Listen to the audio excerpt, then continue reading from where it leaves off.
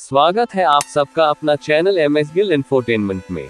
आज हम आपको श्री गुरु गोविंद सिंह जी और वीर दीप कौर जी की सच्ची सुनाएंगे। बपतिस्मा की प्रक्रिया केवल पुरुषों तक ही सीमित नहीं थी। गुरु ने महिलाओं को पुरुषों के बराबर का दर्जा दिया था। सिख इतिहास ऐसे उदाहरणों से भरा पड़ा है जब कमजोर और शक्तिहीन महिलाएं अमृत पीने के बाद बहादुर शेरनी बन गईं। सिख इतिहास में बीबी दीप कौर का एक ऐसा ही उदाहरण है जिन्होंने असमिया ताकत और साहस का परिचय दिया। एक बार माझा सिखों का एक जत्था आनंदपुर साहिब जा रहा था।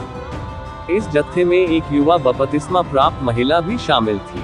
उसका नाम बीबी दीप कौर था। जब जत्था तालाबंद गांव पहुंचा तो उन्होंने एक कुआं देखा। वे पानी पीने और थोड़ी देर के लिए खुद को ताज़ा करने के लिए कुएं के पास रुके, लेकिन चूंकि बीबी दीप कौर को प्यास नहीं लग रही थी, इसलिए वह आगे बढ़ती रही। जब वह अपने साथियों से कुछ गज दूर चली गई तो 4 हथियारबंद मुसलमानों ने उसे देखा। उसे अकेला पाकर उन्होंने उसे लूटने का फैसला किया। वे उसकी ओर दौड़े और उसे रुकने का आदेश दिया। जब वह रुकी तो उन्होंने उसे अपना सारा सामान उन्हें सौंपने का आदेश दिया। लेकिन बीबी दीप कौर एक साधारण भारतीय महिला नहीं थी। उसने वीर सिख भावना का प्रदर्शन किया। चूंकि वह भी सशस्त्र थी, इसलिए वह उनसे नहीं डरी। कुछ सोच के उसने अपनी एक सोने की चूड़ी जमीन पर फेंक दी। जब एक डाकू सोने की चूड़ी उठाने के लिए नीचे झुका, चौथे ने भागने की कोशिश की तो उसने उस मुगल सिपाही को घायल कर दिया और जमीन पर गिरा दिया। बाकी 3 सिपाही ये देख के डर गए और सोचने लगे कि बीबी दीप कौर से मुकाबला करे या भाग जाए। बीबी दीप कौर ने उन्हें इतना मौका नहीं दिया और समय रहते 2 और सिपाहियों को ढेर कर दिया। और फिर बीबी दीप कौर चौथा सिपाही उसकी छाती पर बैठ गई और अपनी तलवार उसके दिल में घोंप दी। जब वह डाकू की छाती पर बैठी थी तो जत्थे के अन्य सदस्य वहां पहुंच गए। बीबी दीप कौर की हिम्मत और तलवारबाजी देखकर वे दंग रह गए। उन्होंने पाया कि बीबी दीप कौर को कोई चोट नहीं आई है, लेकिन चारों डाकू परलोक सिधार गए हैं।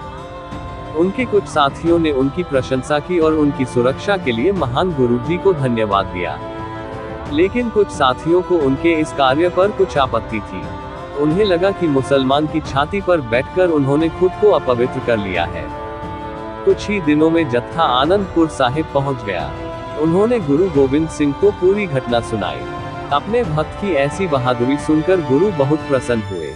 लेकिन दल के सदस्यों को, जिन्हें बीबी दीप कौर के इस कार्य पर कुछ आपत्ति थी, ने कहा, हे सच्चे गुरु, यद्यपि उन्होंने बहादुरी का महान कार्य किया है, लेकिन मुसलमान को छूकर उन्होंने खुद को अपवित्र कर लिया है। अब वह हमारे साथ रहने के योग्य नहीं है। ये सुनकर गुरु जी मुस्कुराए और कहा, वह अपवित्र नहीं हुई है, बल्कि तुम्हारे विचार अपवित्र है। ऐसा अपवित्र विचार वाला और निकम्मा इंसान मेरा सिख नहीं हो सकता।